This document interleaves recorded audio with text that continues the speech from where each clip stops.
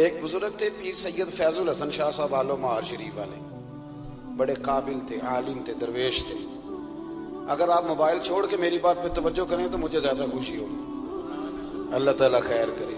یہ ویسے جس نے بنائے تھے اس نے لکھا نہیں تھا کہ ہر وقت ہاتھ میں ہی رکھنا، یہ اس نے نہیں کہا تھا۔ یہ ایجاد کرنے والے نے تھوڑی کہا تھا کہ یہ میں نے اس لیے بنایا کہ اس کو ہاتھ میں رکھنا، ہاتھ میں تسبیح رکھا کرے، یہ جیب میں رکھنے کے لیے، جب بجے تو باہر نکالے، مہربانی فرمائیں، اللہ کو جزائے خیر عطا فرمائے۔ اب تو نا جی ایک دوست ایک دن بڑا دور کا سفر کر کے آئے اور انہوں نے کئی دفعہ مجھے یہ باور بھی کرایا کہ میں بڑی دور سے آیا ہوں۔ باور بھی کراتے ہیں تو پیار سے بتاتے ہیں، بتایا میں بڑی دور سے آیا ہوں، لیکن ہر 1.5 منٹ کے بعد جیب سے موبائل نکال لیتے ہیں۔ تو میں انہوں نے آخیا میں کہ یہ زیارت کرنی سا جاتے گھر ہی کر لینی سی، تو نہ لمبا سفر کرنے کی کیا ضرورت، آپ تو میری زیارت کرنے آئے تھے بقول آپ کے، حالانکہ وہ زیارت والا یہاں رٹا بھی کوئی نہیں، لیکن موج ہے نا لوگوں کی، اللہ آپ کو جزائے خیر عطا فرمائے۔ آج تو مجھے شفیق صاحب نے کہا تھا کہ آپ نے لائیو تقریر کرنی ہے لوگوں کے بیچ بیٹھ کے، مجھے کیا پتا تھا کہ وہاں بھی ریکارڈنگ کرانے جانا ہے۔ آپ مہربانی کریں، آج تو آمنے سامنے بیٹھے ہیں نا جی، اللہ تعالیٰ آپ کو جزائے خیر عطا فرمائے۔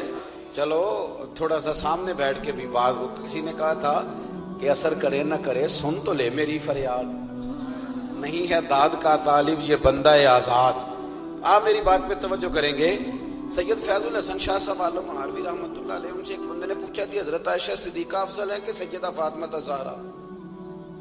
تو آپ فرمانے لگے تجھے کیا مصیبت بنی ہے اس بحث میں پڑھنے کی، جو لوگ بڑے ہوتے ہیں وہ بڑے ہی ہوتے ہیں، جو بڑے ہوتے ہیں وہ۔ کہنے لگا جی آپ عالم کس بات کے ہیں، سوال کا جواب ہی نہیں دے رہے۔ فرمانے لگے چلو دے دیتے ہیں۔ حضرت پیر صاحب فرمانے لگے کہ عائشہ بیوی ہیں نبی پاک کی اور فاطمہ بیوی ہیں علی پاک کی۔ فرمانے لگے یہ جو علی کی بیوی ہے یہ نبی کی بیوی سے افضل نہیں ہو سکتی۔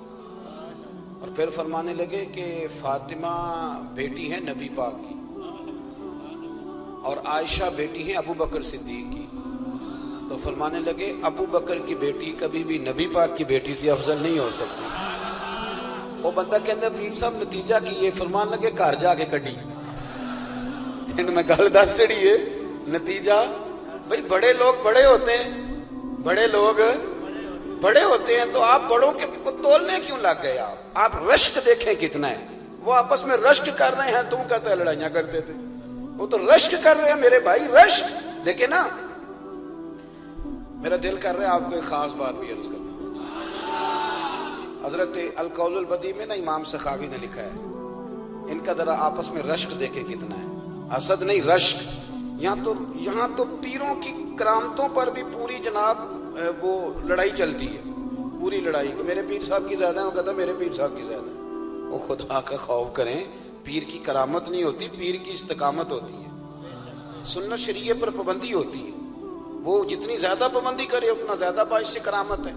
حضرت سیدنا مولا علی شیر خدا فرماتے ہیں، امام سخاوی نے القول البدیع میں لکھا ہے، فرماتے ہیں کہ حضرت عمر کا زمانہ مبارکہ تھا، میرا بڑا ہی دل کر رہا تھا سرکار کی زیارت کروں۔ حضور کے وصال کو کافی سال بیت گئے، دل بڑا پریشان تھا، میں درود شریف پڑھتا پڑھتا سو گیا۔ میں نے خواب دیکھی کہ اللہ کے محبوب فجر کی جماعت کرا رہے ہیں، چر ہویا مینوں ترلے لیندیاں کدی موڑ میرے ول واگاں، جے خواب میری وچ ایک بار جے آویں میں ساری عمر نہ جاگاں۔ کہتے ہیں حضور نماز پڑھا رہے تھے فجر کی، 2 صورتیں سرکار نے پڑھی پر بڑا ہی مزہ آیا، بڑا ہی مزہ۔ کہتے ہیں نماز مکمل کر کے نا تو سرکار نے صحابہ کی طرف رخ نور کیا تو ایک صحابی کھجوروں کا ٹوکرا لے کے آئے، یا رسول اللہ تازی کھجوریں پکیاں قبول کریں۔ حضور نے ایک کھجور اٹھائی، صاف کی، کھائی، باقی ایک صحابہ کو بانٹی۔ حضرت علی کہتے ہیں 15-16 صحابہ کے بعد میرا بھی نمبر لگا، کھجور کھائی، کھجور کا نہیں دست مصطفیٰ کا بڑا مزہ تھا۔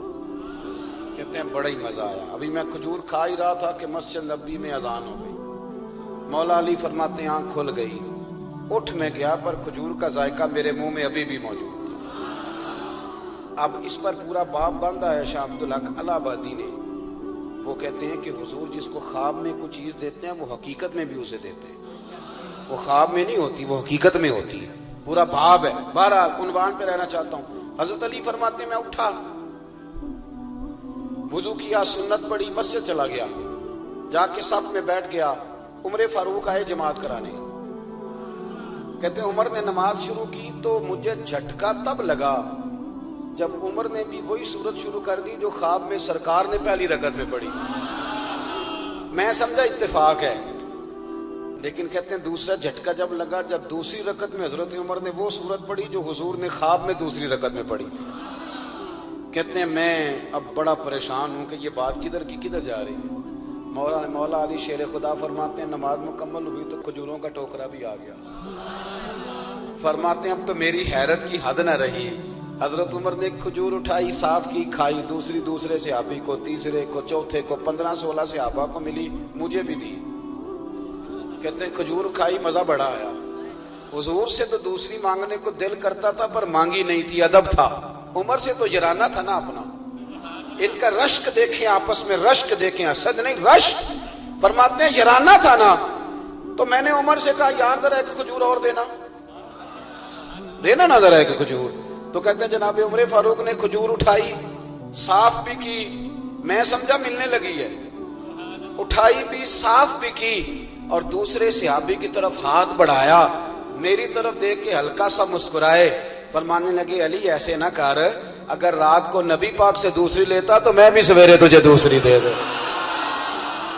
حضور سے دوسری لی نہیں، نبی پاک سے دوسری مانگی نہیں تو میں کیسے دے دوں؟ خواب میری وچ آیا سی ماہی تو میں اودے گل وچ پا لیاں باواں، ڈر دی ماری اکھ بھی نہ کھولا، ڈر دی ماری، میں ڈر دی ماری اکھ، کیونکہ آئی یہ رات وصال دیوالی، ربا اے رات مکن نہ دیویں، اے رات مکن نہ دیویں، ڈر دی ماری میں اکھ بھی نہ کھولاں، کتے پھر بچھڑ نہ جاواں۔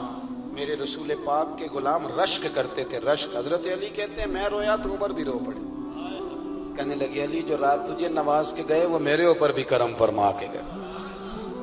رشک کریں، خدا را چھوڑ دیں حسد کرنا، چھوڑ دیں ایک دوسرے سے جلنا۔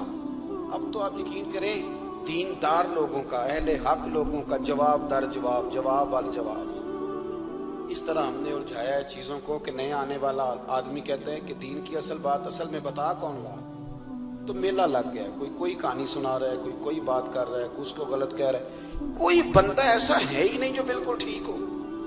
ہمارے حسد نے اتنی تباہی کر دی، کسی کے حق میں خیر والی بات ہو، جب آپ حسد کریں گے تو بے سکون رہیں گے۔ دوسری بات یہ، بے سکون بندہ پتہ کون رہتا ہے؟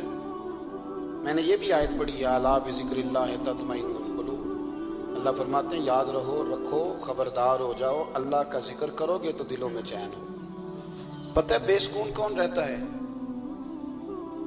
جو نتیجہ اپنی مرضی کا مانگتا ہے۔ عقیدہ توحید اسلامی عقائد کی جان ہے۔ جب آپ نے کہا لا الہ الا اللہ محمد الرسول اللہ صلی اللہ علیہ وسلم، اس کا معنی یہ ہے کہ اب میں اپنے آپ کو نا اپنے اللہ کے حوالے کرتا ہوں۔